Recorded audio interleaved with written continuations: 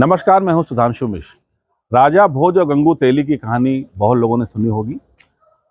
राजा राजा साहब थे और गंगू तेली बहुत निम्न दर्जे का था, यानी कि गरीब था।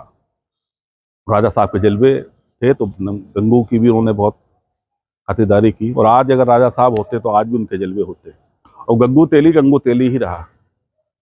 बात करते हैं लक्ष्मी की। इसको हम गंगू तेली मान सकते हैं आज के युग का, कलयुग का, 21वीं सदी का, 22वीं सदी का। लक्ष्मी पान भंडार के नाम से उसकी गुमटी है। लखनऊ चुंगी जो है पुलिस चौकी, उससे चंद कदम दूर। परसों रात उसके यहाँ चोरी हुई। करीब 50-60 हज़ार रुपये का उसका सामान गायब हुआ, मोबाइल गायब हुआ।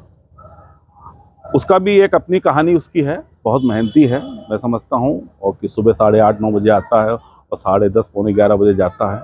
पान लगाता है, बहुत स्वादिष्ट पान होता है। इसीलिए जो पान के प्रेमी होते हैं उसके यहाँ जरूर आते हैं, उसका पान खाते हैं।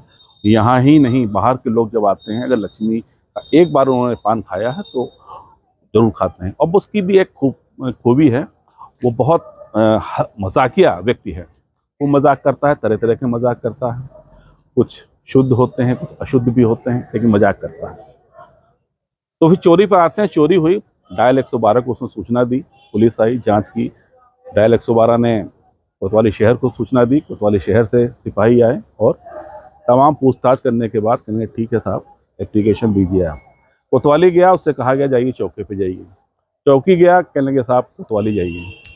उसके बाद वो आज एसपी साहब के पास गया, तो वहाँ पर उसको बताया गया जो पुलिसकर्मी हैं कि आप कोतवाली शहर जाइए, पहले रिपोर्ट दर्ज कराइए।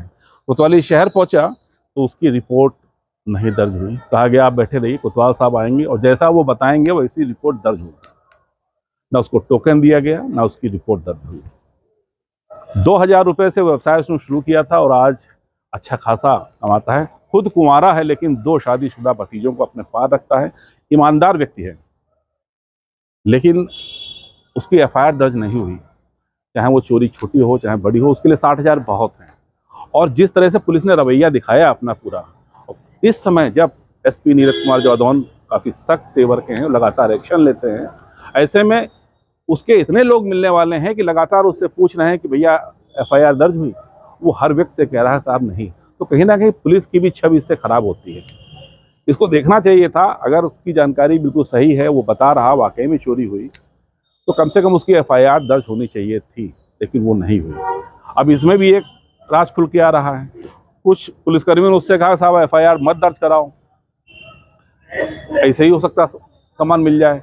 लेकिन ना ऐसे मिले ना वैसे मिला, और आज वो खाना पीना त्याग के घर पे ही चला जाता 5-6 बजे, जबकि वो 10:30 बजे तक खुलता था। अभी फ़ोन आया था उसका, बता रहा था, और लोग हमसे पास आए, कहने पत्रकार साहब, हमने कहा भाई मैं तो कुछ कर नहीं सकता हूँ, मैं जो कर सकता हूँ वो कर दे रहा हूँ। लेकिन लक्ष्मी की हालत जिस तरह से पुलिस ने बनाई और जिस तरह से उदासीनता पुलिस ने दिखाई, वो बहुत शर्मनाक है। फैसला आप करिए कि लक्ष्मी के संग ऐसा होना चाहिए था